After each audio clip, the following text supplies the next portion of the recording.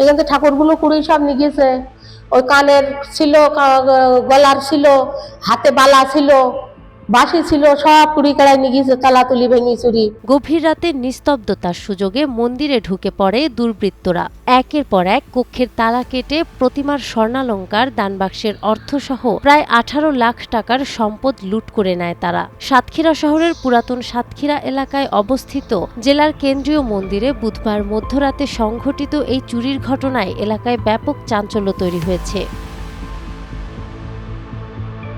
মন্দির সমিতির সাধারণ সম্পাদক নিত্যানন্দ আমিন জানান, চোরেরা কালী মন্দির, অন্নপূর্ণা মন্দির, রাধা গোবিন্দ মন্দির ও জগন্নাথ মন্দিরের তালা কেটে ভেতরে প্রবেশ করে। প্রাথমিক হিসাবে প্রায় 18 লাখ টাকার সম্পদ চুরি হয়েছে। চুরি হওয়া সামগ্রীর মধ্যে রয়েছে কয়েক ভরি স্বর্ণের বালা, শাখা, কানের দুল, চেন, নথ ও প্রতিমার অলংকার, প্রায় 5 ভরি রূপা এবং দানবাক্সের নগদ অর্থ।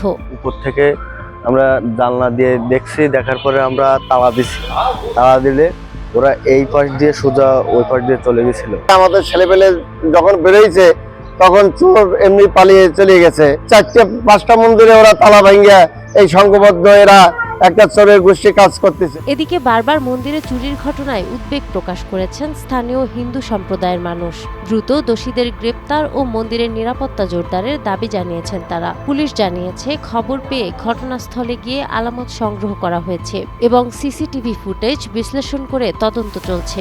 মায়ের মন্দিরে কখনো কোনো তেমন কিছু হয়নি, এই প্রথম বড় আকারের চুরি হলো। সব মন্দির থেকে মায়ের মন্দিরে, সে ওদিকে জগন্নাথ মন্দিরে, এই মন্দির সব মন্দির থেকে খুলে গোপাল টোপালগুলো সব নিয়ে গেছে। 7-8 ভরির মতো সোনা ছিল মায়ের, কাল ভৈরব, শিব যে যেখানে ছিল এগুলো সব নিয়ে চলে যায়। 3টা মন্দির, মায়ের মন্দির, রাধা গোবিন্দ মন্দির এবং জয়মবরু প্রভুর মন্দির, 3টা মন্দিরে দুর্দর্শ চুরি হয়েছে।